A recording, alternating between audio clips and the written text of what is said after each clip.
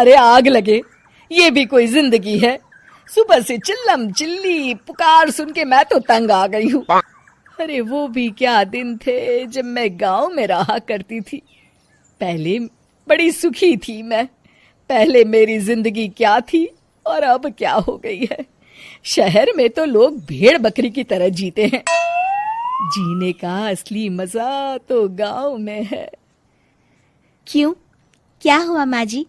आज गांव की बहुत याद आ रही है आपको?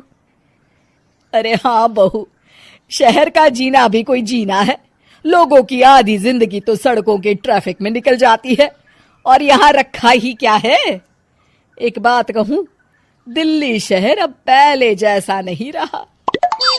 क्या माँ, जब देखो गांव के गुणगान गाती रहती हो। ठीक है, इस बार ना बच्चों के कॉलेज की छुट्टियों में हम सब गांव चलेंगे, ठीक है? हाँ, ये ठीक है। हर कुछ दिन के बाद सारा परिवार अपने गांव चला जाता है। अरे वाह, कितनी ताजी और साफ हवा है, कितनी शांति है यहाँ। चल बहू, अब बढ़िया सा खाना बना दे, मजे से आंगन में बैठ के खाएंगे।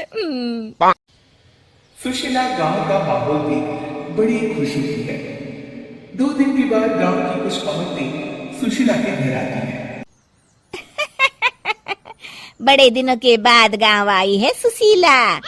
हमें तो लगा कि तू शहर जाके गांव को भूल गई। और बतिया, तेरी बहू कैसी है? जरा मिलवा तो उससे। अरे मेरी बहू तो लाखों में एक है। बड़ी किस्मत वाली हूँ मैं जो मुझे जानकी जैसी बहू मिली है। हमेशा मेरी सेवा में लगी रहती है और आज तक कभी पलटकर जवाब नहीं दिया उसने। सुशीला की बातें सुनकर सभी औरतें हंसने लगती हैं।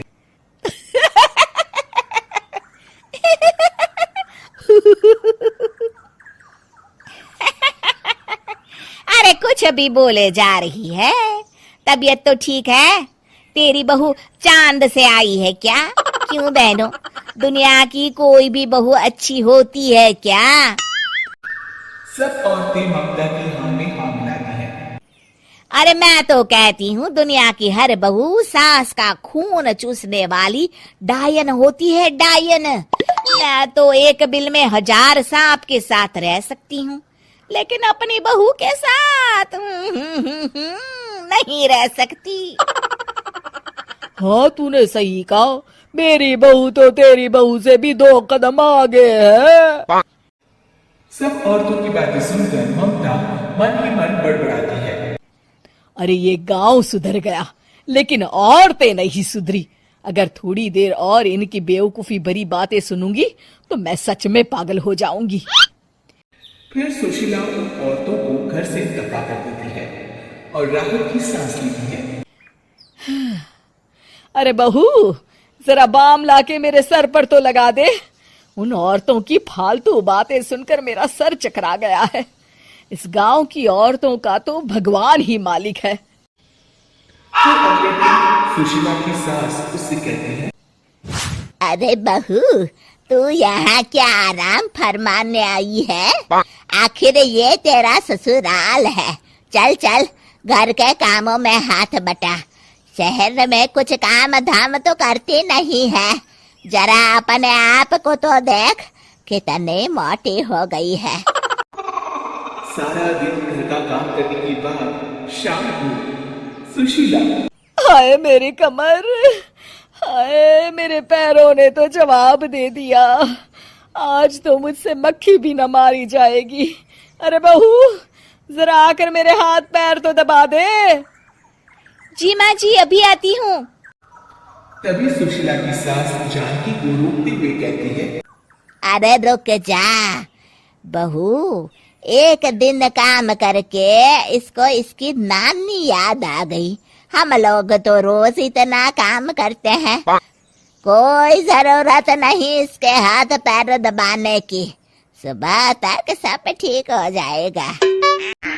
सुशीला अपनी सास की बातें सुनकर हैरान रह जाती है।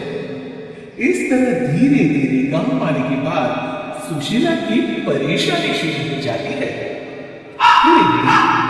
अरे आज तो मैं कपिल शर्मा देखूंगी क्योंकि आज संडे है। सुशीला जैसे टीवी ऑन करती है तभी बिजली कट जाती है। अरे सत्यानाश, इस बिजली को भी अभी जाना था। इतने दिनों से मैं टीवी सीरियल देख नहीं पाई। हमारा देश इतनी तरक्की कर रहा है, अरे पता नहीं ये गांव कब सुधरेगा। अरे अब तो 2 दिनों के लिए बिजली को भूल जा, ये तो यहाँ रोज की बात है। अब इस अंधेरे में रहने की आदत डाल ले। हाँ हे भगवान, अब क्या होगा?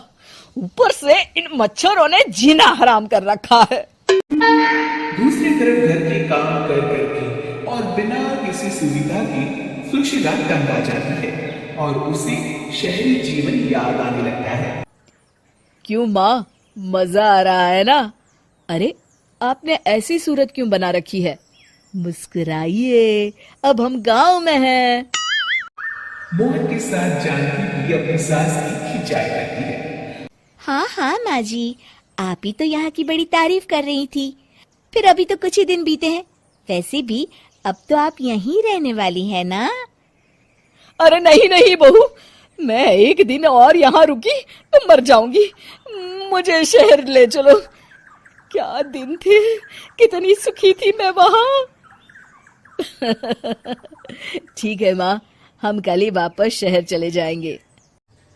इस तरह सुशीला शहर आ जाती है और फिर कभी दोबारा गांव जाने की जिद नहीं